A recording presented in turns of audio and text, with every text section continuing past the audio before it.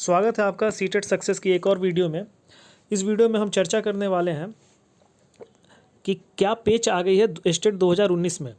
ये वीडियो का क्रेडिट जाता है न्यूज़ 18 बिहार झारखंड को। न्यूज़ 18 बिहार झारखंड पे बिहार प्रदेश के टेट स्टेट उत्तीर्ण अभ्यर्थी के प्रदेश अध्यक्ष अश्विनी पांडे जी अपने अनुभव को साझा करते हुए बता रहे हैं कि आखिर प्रॉब्लम कहाँ आई, किस तरह से छात्रों को ठगा गया है, अभ्यर्थियों को ठगा गया है और इसका क्या समाधान है। बोर्ड और शिक्षा विभाग इस परेशानी को दूर करने के लिए क्या कदम उठा सकती है, क्या नौकरियां पक्की होंगी या नहीं, इस पे भी बात की गई है। इसका समाधान निकालने पे भी चर्चा हुई है। और वीडियो को शुरू करने से पहले आप लोगों से आग्रह है कि वीडियो को पूरा देखें, चैनल को सब्सक्राइब ज़रूर करें और लाइक करें। हम सबको मिलकर इस धांधली के खिलाफ आवाज़ उठानी है। नमस्कार, न्यूज़ 18 बिहार झारखंड के सभी दर्शकों का जो इस वक्त हमारे साथ फेसबुक लाइव पर जुड़े हैं। हमारे साथ दूसरी खिड़की पर मौजूद हैं अश्विनी पांडे। अश्विनी पांडे जो कि अगर उनका हम परिचय दें तो आपको पता चलेगा कि किस तरीके से शिक्षकों के लिए और स्टेट और टेट की जो परीक्षार्थी हैं, जो अभ्यर्थी हैं, उनके लिए इन्होंने एक लंबी लड़ाई लड़ी है। हालांकि डेजिग्नेशन बताना जरूरी है, तो प्रदेश प्रवक्ता है टेट स्टेट उत्तीर्ण नियोजित शिक्षक संघ बिहार के। बहुत बहुत स्वागत है पांडे जी आपका। आज हर जगह आप छाए हुए हैं इसलिए कि आपने एक आवाज बुलंद की है खामियों को लेकर। कई बार जब सरकार का बयान बदलता है, प्रतिक्रियाएं अलग अलग होती हैं, सचिवों का बयान बदलता है, तो ये जरूरी हो जाता है कि उन्हें समझाया जाए, कुछ दिखाया जाए और ये बताया जाए कि सर आप ही ने तो कहा था, हम कहाँ गलत हैं। तो कहाँ चूक हुई इस रिजल्ट में, और भी जितने लोग देख रहे हैं इस हमारी बातचीत को, तो उस बातचीत को सुनना ही नहीं है। इसे अगर आपके कोई सवाल है तो सवाल को भी आप पुट कर सकते हैं या रख सकते हैं। अश्विनी जी, कहाँ खामियां है, क्या दिक्कत है, गड़बड़ झाला है, गुस्सा क्यों है? गड़बड़ झाला ये दिख रहा है कि जब पहली बार 12 मार्च को स्टेट का रिजल्ट डिक्लेयर किया गया तो कुछ टेक्निकल प्रॉब्लम था। कुछ अभ्यर्थी 106 अभ्यर्थी 3 विषयों के वो कोर्ट से कुछ मामला था, जिस कारण से 3 सब्जेक्टों का पेपर 1 मतलब माध्यमिक वाले जो थे उनका रिजल्ट रोक दिया गया था। 15 विषय का कुल हुआ था, जिसमें से 12 विषय का फाइनल रिजल्ट दे दिया गया, 3 विषय का रिजल्ट रोक दिया गया था 12 मार्च को। उसके बाद फिर ये कोर्ट का प्रोसेस खत्म होने के बाद ये रिजल्ट जारी हुआ, फिर से वो लोग एग्जाम हुआ 100 अभ्यर्थियों का, और तब जाके कंक्लूडिव सबको मिला के एक साथ कंक्लूड करके रिजल्ट दिया गया, जो 21 जून को आया शाम में। 21 जून को रिजल्ट आया। तो जब 12 मार्च को पहली बार रिजल्ट आया था तो ये बताया गया कि जितने भी अभ्यर्थी मतलब क्वालिफाई हैं, जितनी सीटें हैं उससे कम लोग क्वालिफाई किए हुए हैं। बहुत सारे विषयों में तो लोग मिले भी नहीं, और बहुत सारे विषय में जितनी मतलब सीटें हैं उसी के अगेंस्ट जितनी सीटें हैं उतने लोगों को क्वालिफाई कराया गया है। तो माननीय शिक्षा मंत्री जी और ये अपर मुख्य सचिव शिक्षा विभाग जो हैं आदरणीय संजय कुमार जी, उन लोगों ने, आनंद किशोर जी भी उसमें मौजूद थे, वो सभी लोगों ने समेकित रूप से कहा था कि नहीं, जितने भी अभ्यर्थी जो हैं वो क्वालिफाई हैं, सबकी नौकरी पक्की है। जैसे ही ये बाकी 3 सब्जेक्ट का रिजल्ट आता है सारा प्रॉब्लम सॉल्व हो जाएगा। जब ये तो ये सोशल मीडिया पर उन्होंने सवाल पूछा था, जो अभ्यर्थी था उन्होंने संजय जी से सोशल मीडिया पर ये सवाल पूछा था। ये दो तरीके का है। जब रिजल्ट आया, कंफ्यूजन हुआ, तो ट्विटर पे काफी एक्टिव रहते हैं शिक्षक हो या फिर अभ्यर्थी हो या फिर जितने भी लोग शिक्षा विभाग से जुड़ा कोई भी सवाल करते हैं तो संजय कुमार जी तुरंत जवाब देते हैं। तो उन्होंने ट्विटर पे भी कहा था, और प्रेस कॉन्फ्रेंस जब रिजल्ट जारी हो रहा था जिसमें आप सारे पत्रकार बंधु वहां मौजूद थे, तो उस समय भी शिक्षा मंत्री जी ने बार बार दोहराया था इन बातों को। तो वो हुआ जैसे ही 21 जून को ये रिजल्ट आता है। रिजल्ट आने के बाद हो ये जाता है कि जस्ट इसके विपरीत हो जाता है। पहले बताया गया कि जितने क्वालिफाई कैंडिडेट्स हैं सारा रिजल्ट जारी कर दिया गया। उसके बाद हुआ ये कि उसी के साथ 21 तारीख वाले रिजल्ट के साथ मेरिट लिस्ट का एक नया झमेला शुरू हो जाता है। और उसमें जब अभ्यर्थी चेक करते हैं अपना रिजल्ट, फिर से दोबारा स्कोर कार्ड देखते हैं, तो उसमें लिखा हुआ है कि उसका नाम लिखा हुआ है, सारा डिटेल लिखा हुआ है, क्वालिफाइड भी लिखा हुआ है, बट नीचे आके एक कॉलम नया जुड़ जाता है कि नॉट इन मेरिट लिस्ट।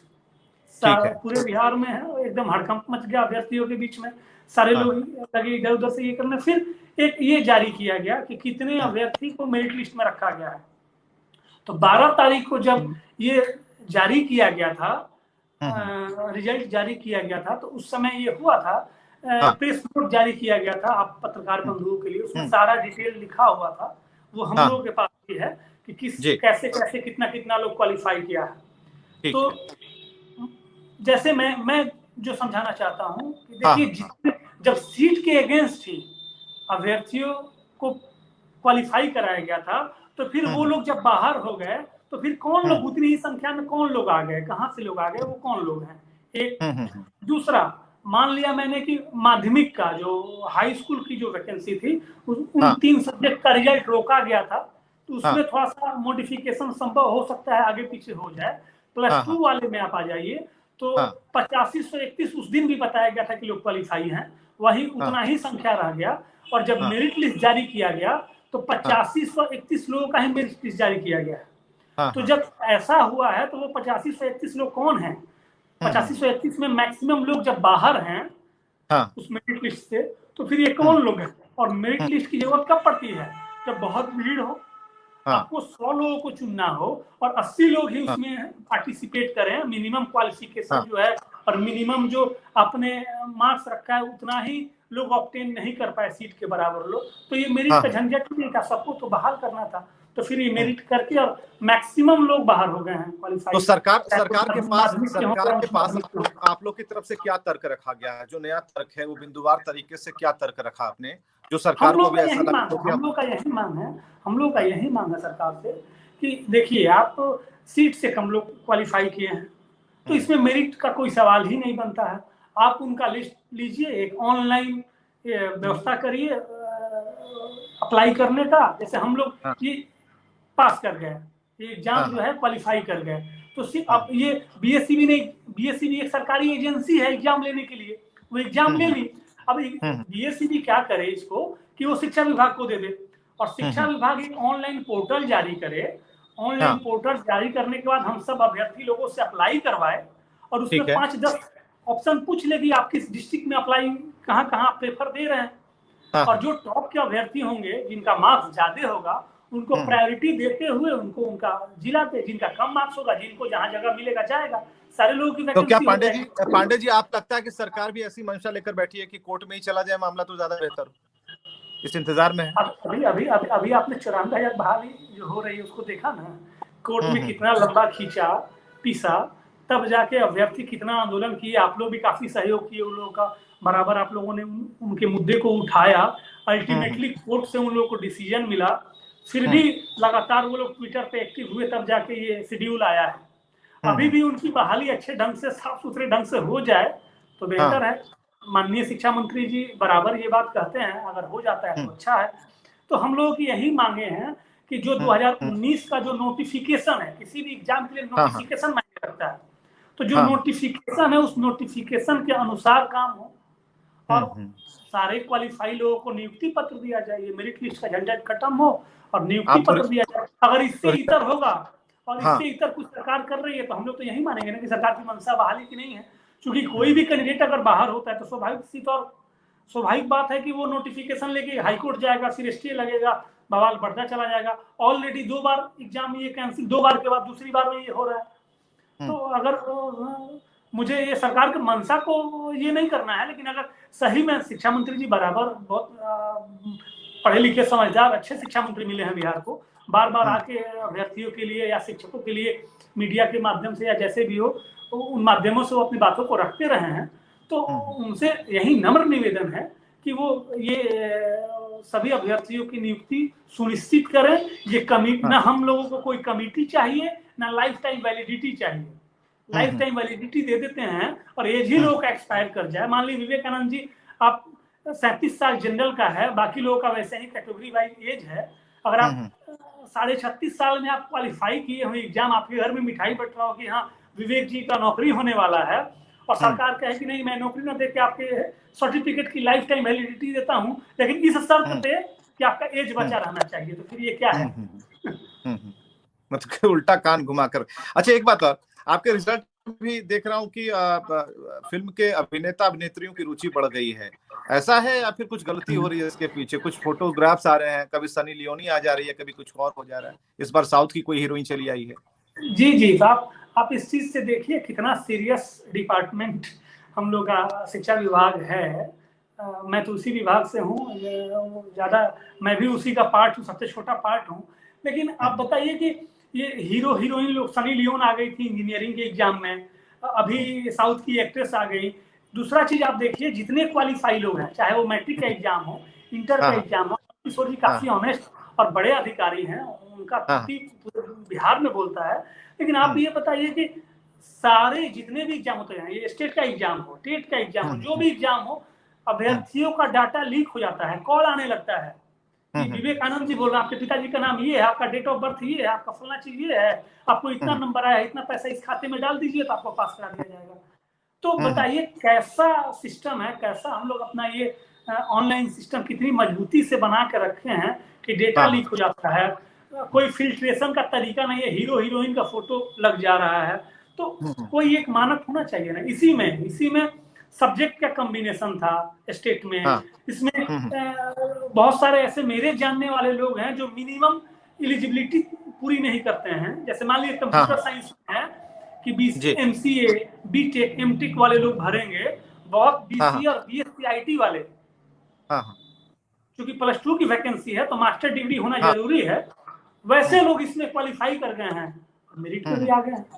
तो कोई तो फिर फिल्ट्रेशन का तरीका ही नहीं है। तो ये सवाल तो है, लेकिन पारदर्शिता कैसे आएगी? ठीक है, ये डिजिटल तरीके से कराने की भी कोशिश की गई, वहां सनी लियोनी चली आती है, तो अब क्या माध्यम इनके पास रह जाता है? अब तो सामने जो नहीं चीजें हैं। हाँ डिजिटली ही हो, लेकिन फिल्टर करने का थोड़ा सा उसमें अच्छे एक्सपर्ट लोगों को बैठाया जाए, जो IT एक्सपर्ट हों उनको बैठाया जाए, ये फिल्ट्रेशन कैसे और कितना संभव हो पाएगा?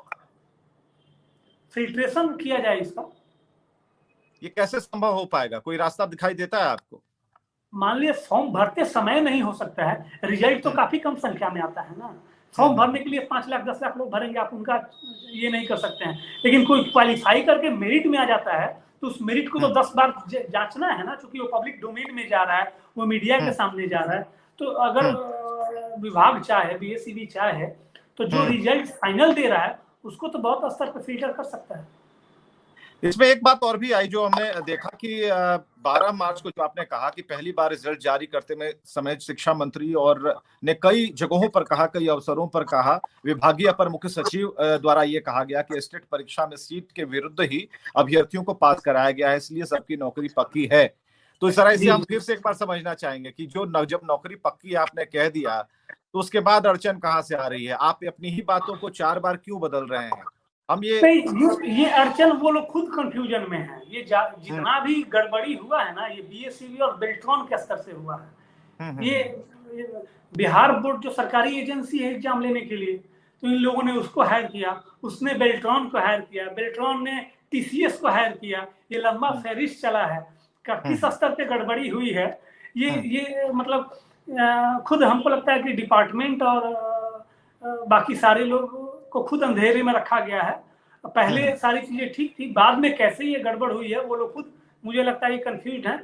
माननीय अपर मुख्य सचिव जी को बहुत सारे अभ्यर्थियों ने खुद से उनके WhatsApp पे, उनको मेल के जरिए, उनको ट्विटर हैंडल पे उनके जाके सवाल करा है। तो उन्होंने कहा है कि मैं इस मामले को देख रहा हूँ, और उन्होंने तुरंत इस पे कमेटी बनाई है।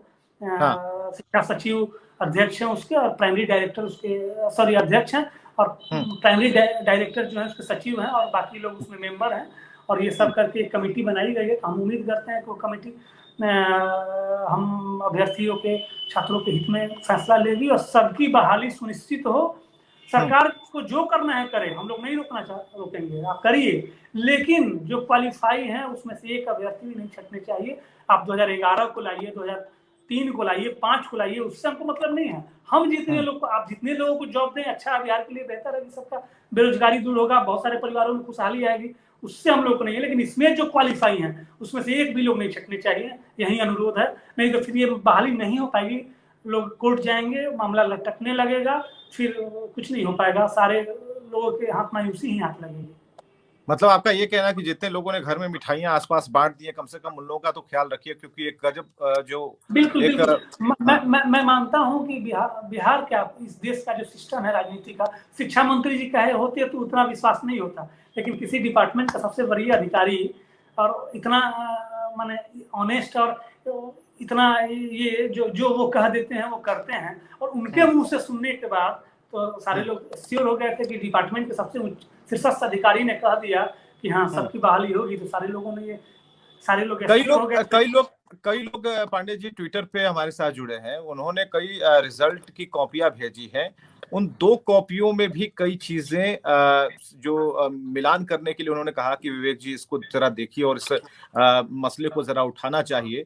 तो उन 2 रिजल्टों की बात अगर की, कैसे कई ऐसे अभ्यर्थी होंगे, क्या वो किस तरीके से दिखाना चाह रहे, जरा इसे भी एक्सप्लेन कीजिएगा, क्या वो 2 जैसे रिजल्टों में क्या। जैसे मेरे पास भी बहुत सारे लोगों ने भेजा है कि सेम कैटेगरी में लोग हैं, कम मार्क्स हाँ वाले आ गए हैं, ज्यादा मार्क्स वाले बाहर चले गए हैं, यही सब। जब एक एक बार ये एक ही आरोप लग गया कि इसमें रिजल्ट में थोड़ा सा मेरिट लिस्ट में ये अनियमितता हो गई है, वो चाहे हम्म जानबूझ के हो या अनजाने में हो, तो हम्म सारी चीजें वो कटघरे में आ जाती है ना। तो ये मेरिट लिस्ट वाला झंझट ही खत्म किया जाए और सबकी बहाली सुनिश्चित हो, हम्म क्योंकि सीट से कम लोग क्वालिफाई किए हैं ना, तो फिर मेरिट का हाँ, सवाल ही नहीं बनता।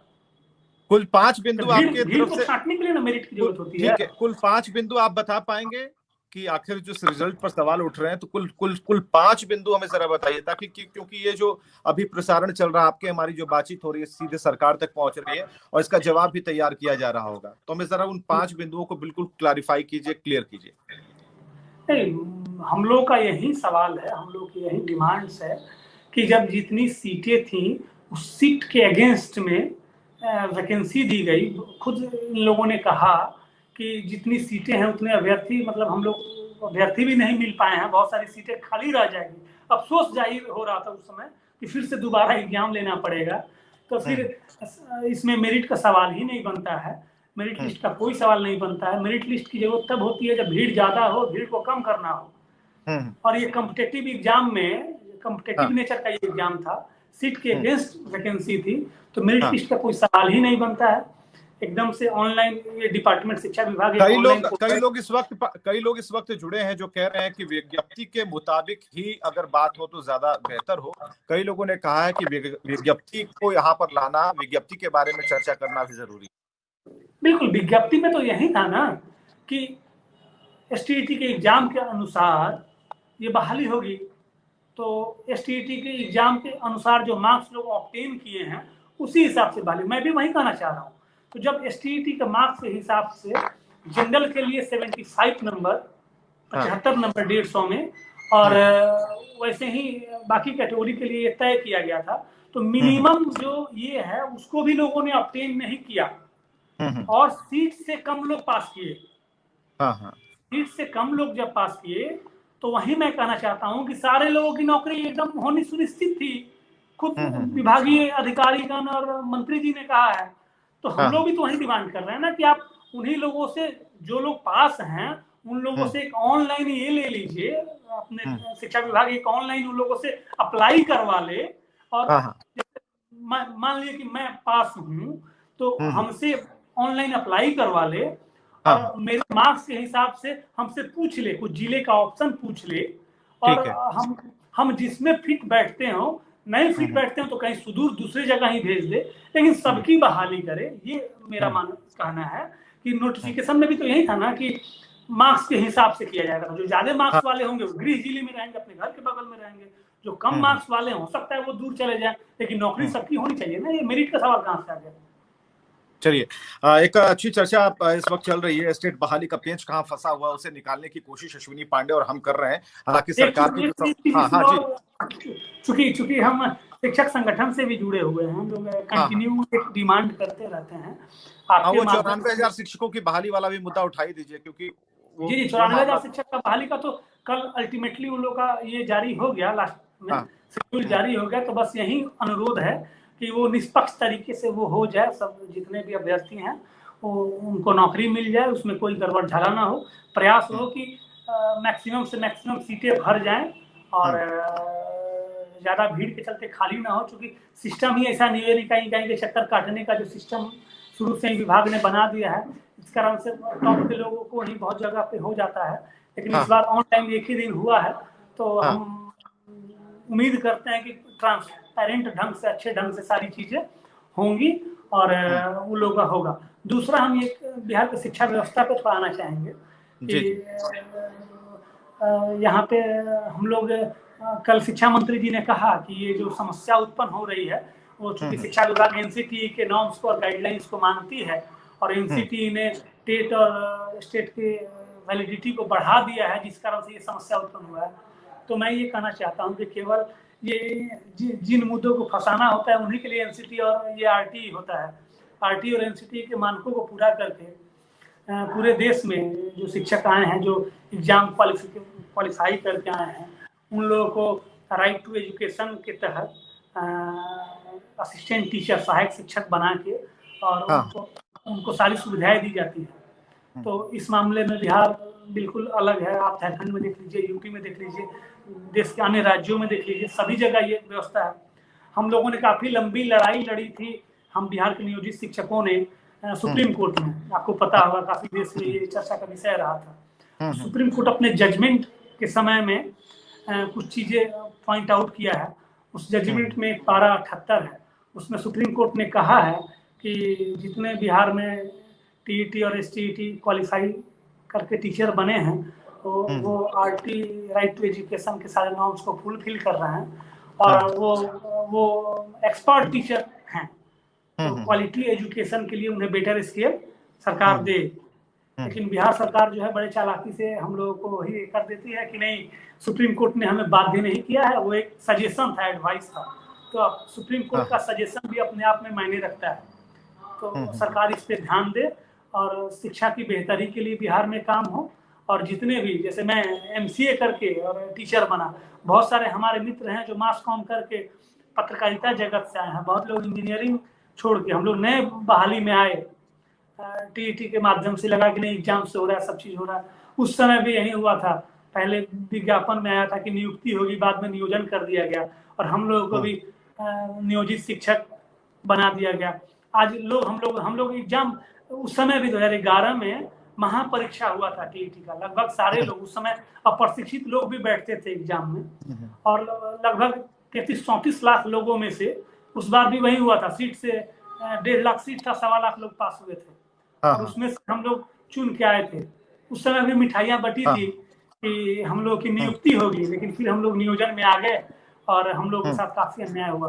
तो हम माननीय शिक्षा मंत्री जी से, प्रधान सचिव जी से, अपर मुख्य सचिव, प्राइमरी डायरेक्टर, ये सारे लोगों से अनुरोध करेंगे कि जितने भी बिहार के आरटी और एनसीटी के मानकों को पूरा करने वाले शिक्षक हैं, जो सारे नॉर्म्स को फुलफिल करते हैं असिस्टेंट टीचर बनने के, उन पे थोड़ा ध्यान दिया जाए।